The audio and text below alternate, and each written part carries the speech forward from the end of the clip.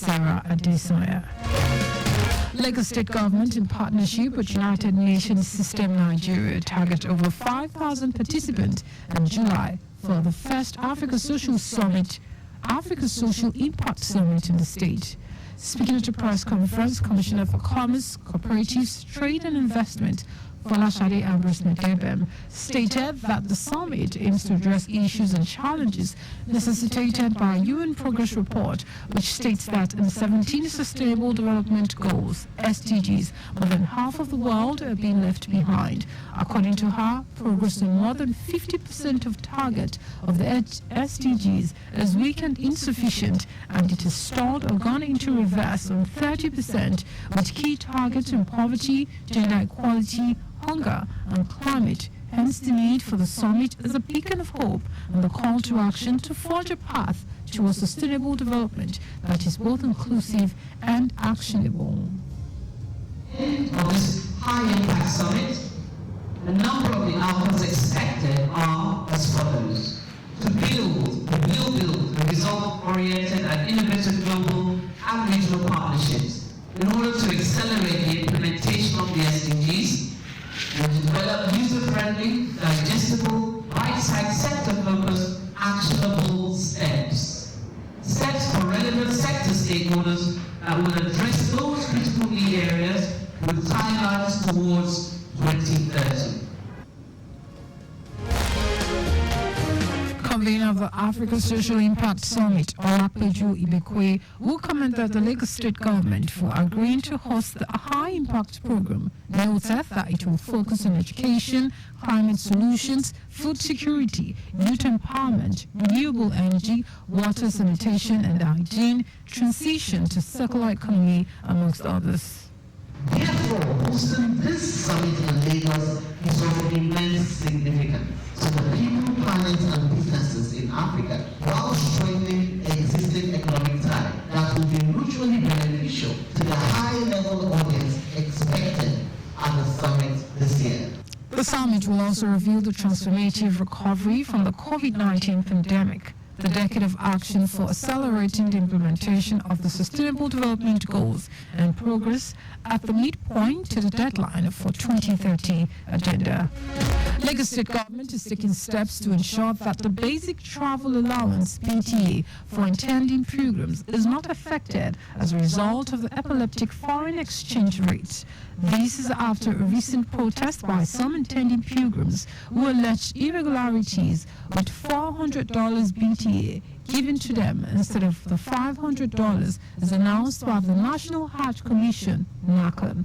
NACON is calculated 1,225 naira per dollar to calculate Hajj fare to give each pilgrim $500 as BTA, and the Central Bank of Nigeria, CBN, released BTA at 1,530 naira per dollar, which gives each pilgrim $415 instead.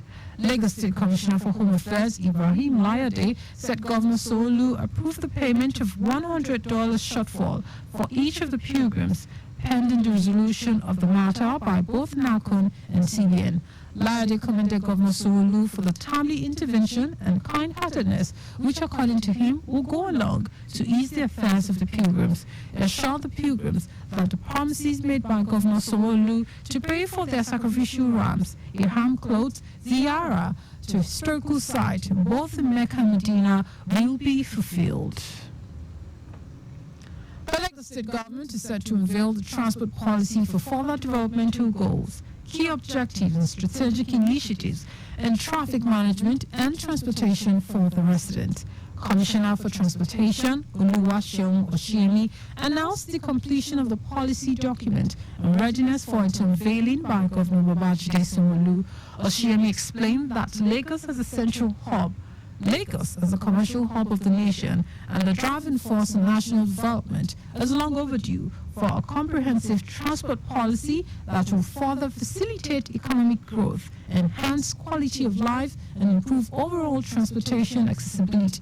According to him, the ceremony, which will have in attendance stakeholders in the transportation sector, policy advocates, and industry experts, will afford the opportunity to share insight into the policy and expected outcomes towards a more efficient and sustainable transport infrastructure for the residents of the state. The commissioner assured that the transport policy is flexible and dynamic to accommodate the integrated multimodal transport system of the state that is safe, adequate, reliable, comfortable, efficient, and affordable within the framework of a progressive and competitive market economy.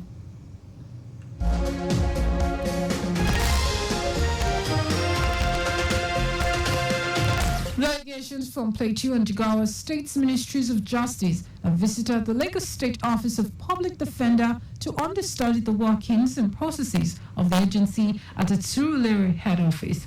Welcoming the delegations to the agency, the Director, Office of the Public Defender, OPD, Olubunmi Adesomoju, informed them about the historical background of the office. She stressed that the agency started as a unit under a department in the Lagos State Ministry of Justice on 24th of July 2000 as citizens' right before becoming autonomous with the enactment of the OPD law. Adesomoju said the office was established by the Lagos State government to render free, quality legal services in criminal and civil cases to the indigent and vulnerable citizens of the state, with emphasis on issues threatening the socio-economic rights of the poor, as well as other vulnerable groups such as children, women, the physically challenged, pensioners, and widows. Just before we go, speed thrills but kills. Please do not drive beyond the specified speed limit. You can follow us and like all our various social media platforms: X Traffic Radio 961, Instagram Lagos Traffic Radio 961. Subscribe and watch our news and programs live on YouTube, Traffic Radio 961.ng. You can also visit our website at trafficradio961.ng.